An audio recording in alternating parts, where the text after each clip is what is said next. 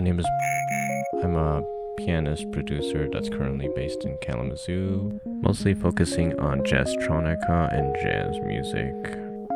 I've helped release a couple tracks with my friends over at Radio Juicy, and currently I have an EP, Digital Days EP, which is based on Digital Circus because I'm a big fan of that show.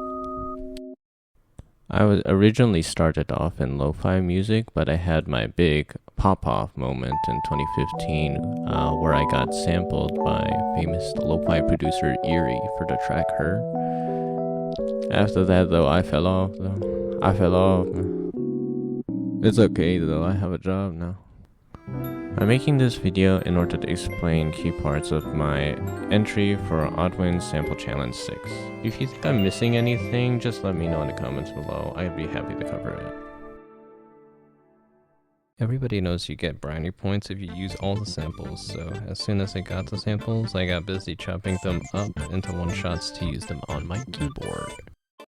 Yo, this sounds like a Joey and JD Beck song. Sway was actually super accurate with this description of it being similar to a JD Beck and Dolly song. I was really back-to-back listening to Not Type for a hot minute, and I figured having some sort of alternative meter, that was the move. 7/4 time was kind of okay. It can be split by feel into either 3/4 plus 4/4 or vice versa, and it does that a little bit throughout the song.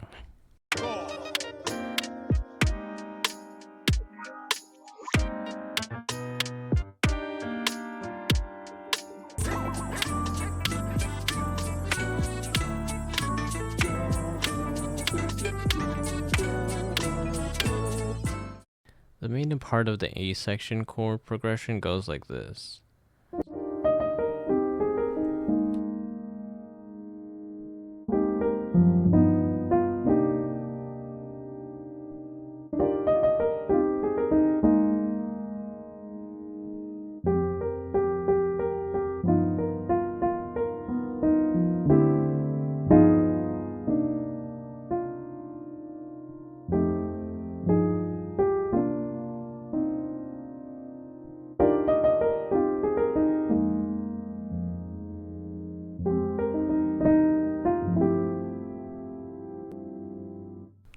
I like using inversion like this in order to provide movement while still relatively being in the same key.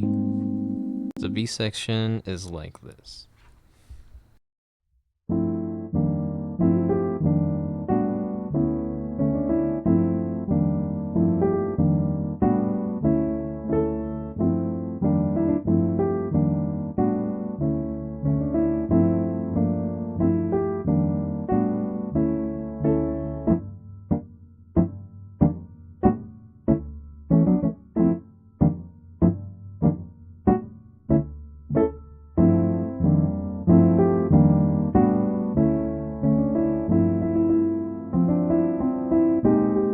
Truth be told, I've been listening to a lot of Baile Automotivo, which has a lot of simple transposition of chords up and down, fourths and fifths, so Psychobox was actually right on the money.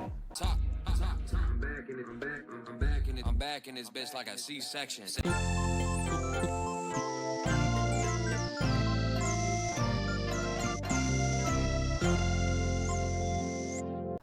The C section is basically a portion of the B section, which is resampled, but with the Ableton special sauce, where Max for Live color.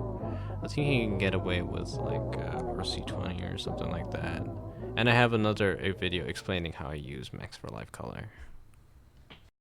Now it seems that everybody wants to know how I made this melody in the C section. I'm right now in this headspace where I think sine lead solos are really cool and epic. I'm mostly coming from listening to Elmo and Jonathan Baroa, but I am ass compared to them. And breaking my own rule, I decided to make something that I couldn't play. I know, seems pretty fraudulent, but whatever, man. These days the end product is essentially what matters if you can click in stuff. If you re-render and slow down your own track, it does give you space in order to experiment with different lines, and I just strung a bunch of good takes together until it sounded good. How did I make this 3-part harmony?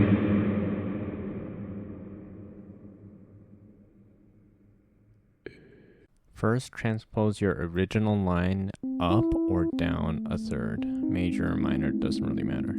If you do this, some of the parts of the lines are going to sound really bad, but we can preserve the natural timing and velocity of playing live, which is essential, and we can always go back to readjust notes as needed.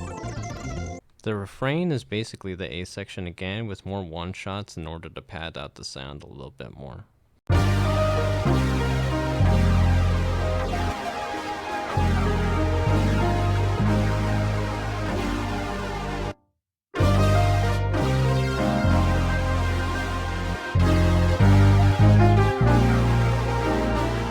One last reference, guys.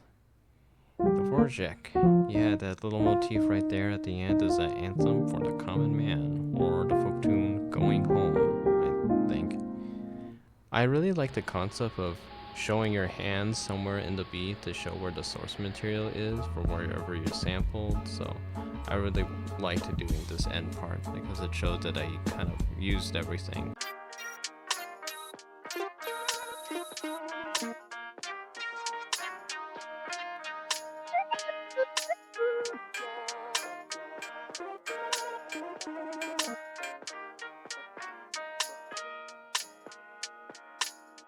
Oh, one last thing. Thanks to Unikai and Schwab for these Botanica layers. I'm not really good at putting things into the Flim Flam and the Zimmy Zop, so I'm so glad that I have them as a resource.